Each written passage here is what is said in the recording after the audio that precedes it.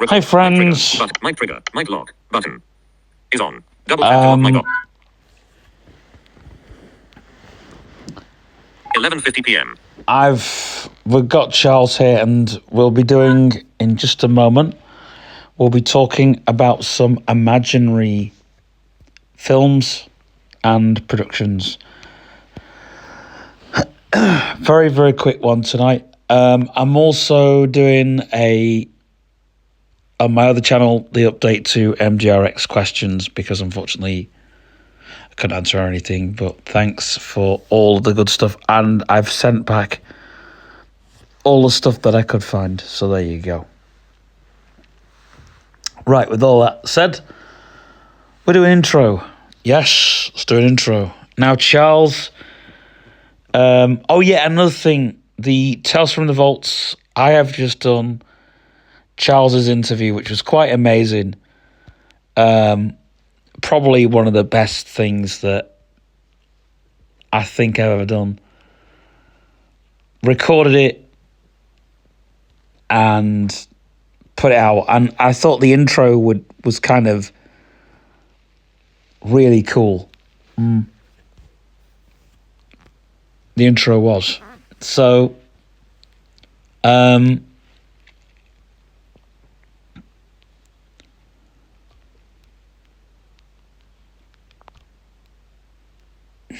it's like, and the Q&A that we had at the end of that was amazing, I thought. Yeah, definitely. You know, because I mean, we still get stuff from that. I think you got a question for me. Yeah. It's how'd I find you as my boss? Do you want to answer that? And I've answered it to many people and just said, well, Steve's the best boss that I've ever had. You know, sometimes that can be the worst, but that's another video, I think. So, let's talk films. The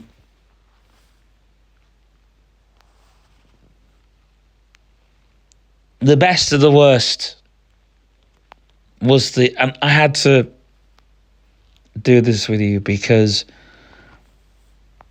you're a film person. When you say I'm a film person, yeah, I watch a lot of films. Yes. And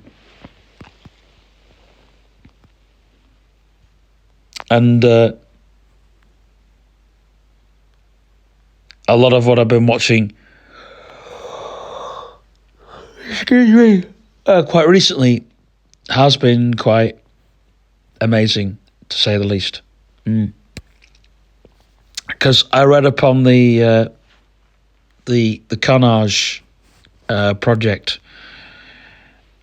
and the people who went and redid that were the most amazing people.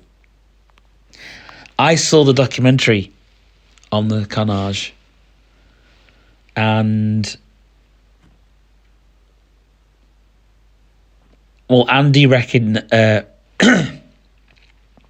he sort of put me onto it, and I was like, what I didn't know was that it was two couples. No, it was, you mean the gay couple? No, they weren't a gay couple. The gay couple there was a so-called actor, ballet dancer, and his partner. But his partner was getting there was a bit of touch and go with that. And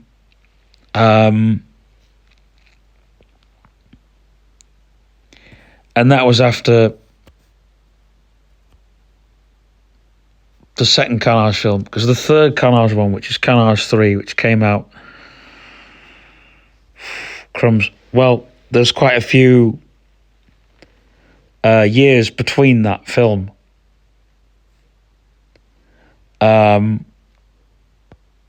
Because that film was a compilation film. When they look back on it, well, it's quite a few different projects.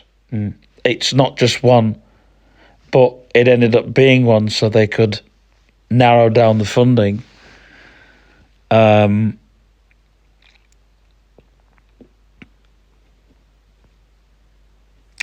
Kashmir, who left the project way early to do what he was doing, and his friend. And you had this other guy, he was like a Andy Warhol type guy. He would just walk around with a camera and film stuff. And he left the Carnage project and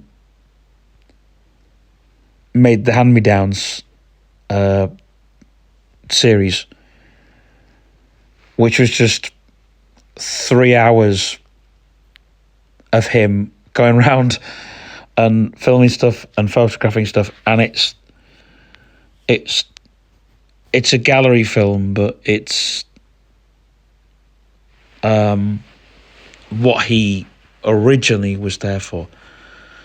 Because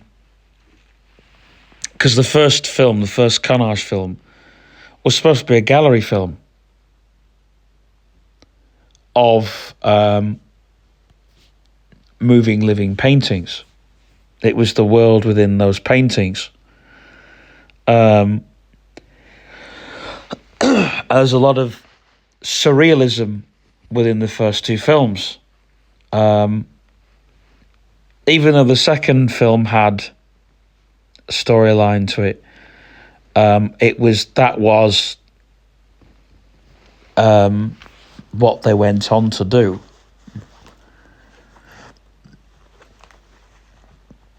And then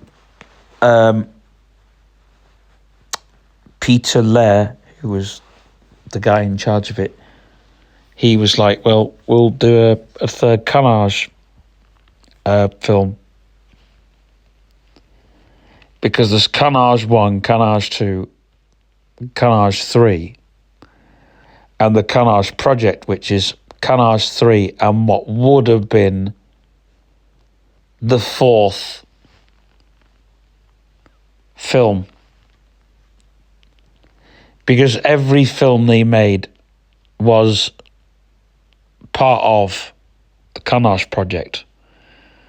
Because the fifth film, which is the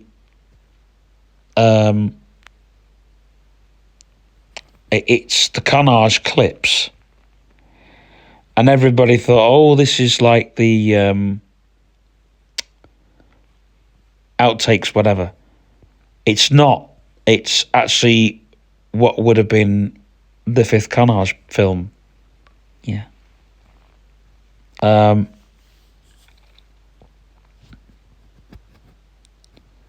And it's incredible because you see all different projects rolled into one. The problem is it's like 10 hours to watch. Because there's even parts of the Strips compilation. It's just like everybody's project rolled into one. Even projects that were cancelled. They were just thrown into one film. There's even The Naked Dancer. Unfortunately, the film didn't come out till 2010. So, if you're a Carnage fan, it is worth getting it. And it is in the box set.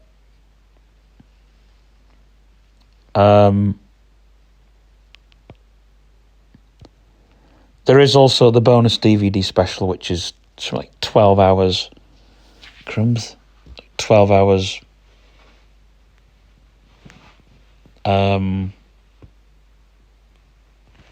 So it's long.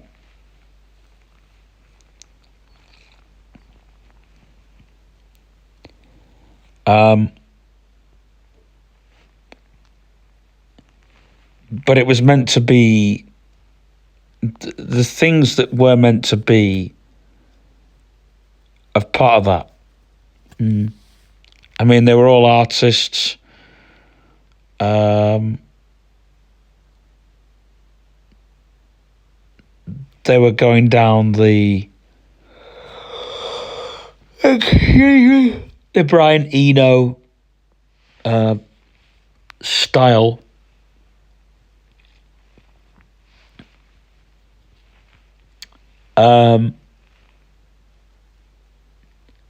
Didn't Brian Eno refund the project, or no? What happened was, so they lost money. The Arts Council, they lost money. Then they got another fund from somewhere. They lost that. Then they got another fund from somewhere. Lost that. So the French guy, Peter Lurr, who came back to produce another film, which is part of the project. And he's the animator, isn't he? One of them. The animator, he also left. Joe Crever. He left because they didn't want animation, because they thought they wanted like live video. And the stuff he was doing was not done on computers. It was all hand drawn, and he's done videos of his drawings. He's done films with Peter Lurr.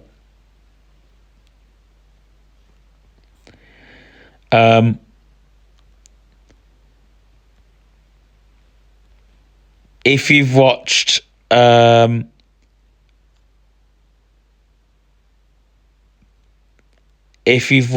Possessed Rabbits, Pig Fuckers, and The Egg, Coming of the Egg, sorry, then they're his projects. Now, Coming of the Egg was a short, and I think Pig Fuckers was also a short. But I'm not sure about Possessed Rabbits because I've not seen it. Was Pig Fuckers basically a porno with pigs, or it's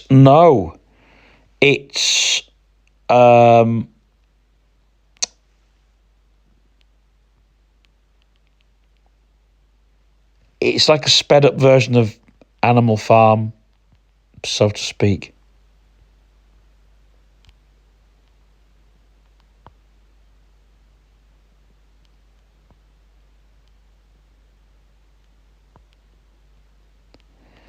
Oh, there was Day of the Lazy. That was another film he did, which was quite amazing. There's this like 4-minute loop at the beginning of the film.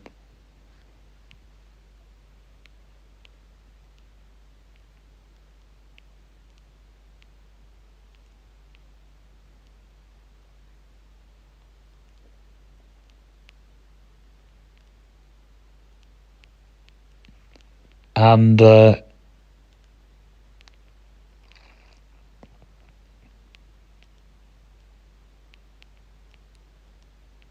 Peter Lurr, he sort of revived him in a way. You know, because at that time you had French May, which was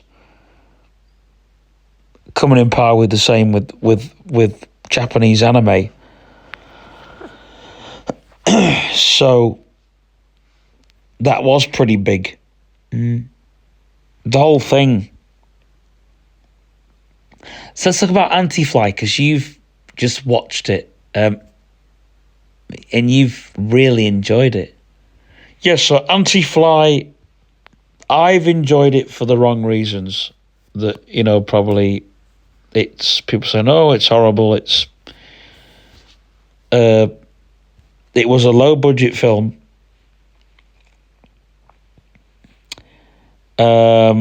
Made in London, but unfortunately it was finished in Liverpool.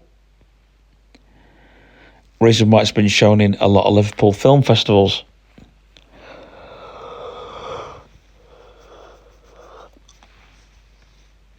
And the film was done by two guys, very small film budget, and they didn't know what they were doing. But one of the guys that worked with them went on to direct the project, and it was a good job he did. But unfortunately, because it was last minute, as you can tell, everything is so. And the problem was as well, where they did this film in 5 days. 5 days and released it within 2 months. It's a very grueling film, to be honest. Is it about a woman who turns into a fly and then turns back? No, it's about a guy who gets possessed by flies and then becomes the anti-fly. It's rubbish because it's like a lot of the stuff has been done before, even the storyline.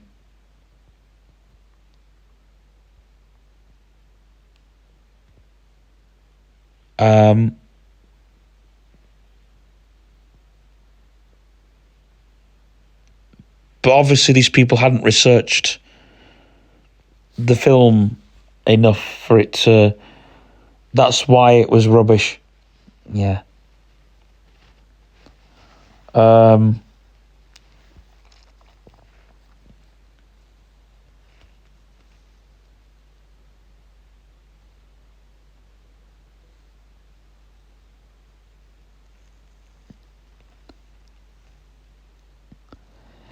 But it's like Silent Cold, which is...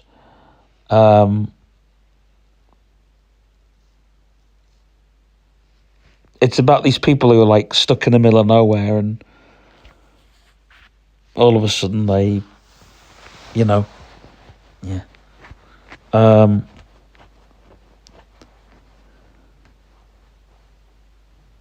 But it's like it gets so weird, they get these cannibals take them, and everyone's like, yeah, we got the film.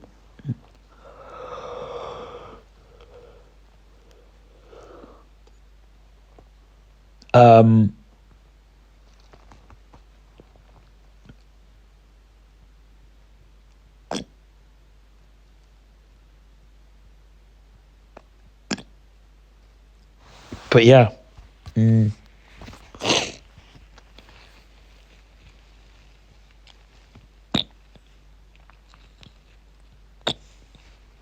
So,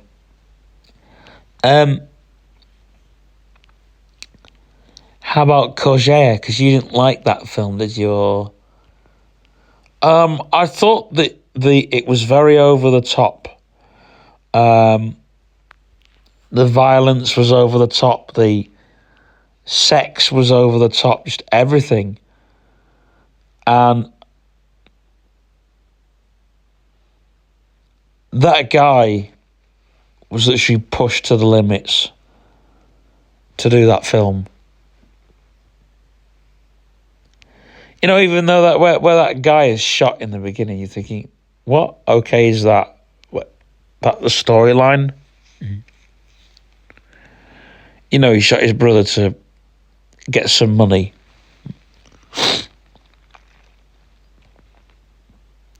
And his brother's saying, well, if you want to get the money, you've got to rape such a person. Yeah. And it was like violent rape within a second. And then, like, after raping her, he raped her animals and all the rest of it. Oh my gosh. So yeah, it goes a bit graphic.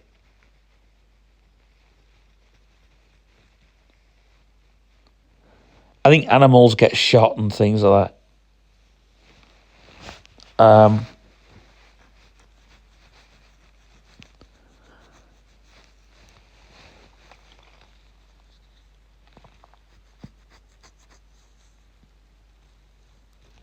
So yeah.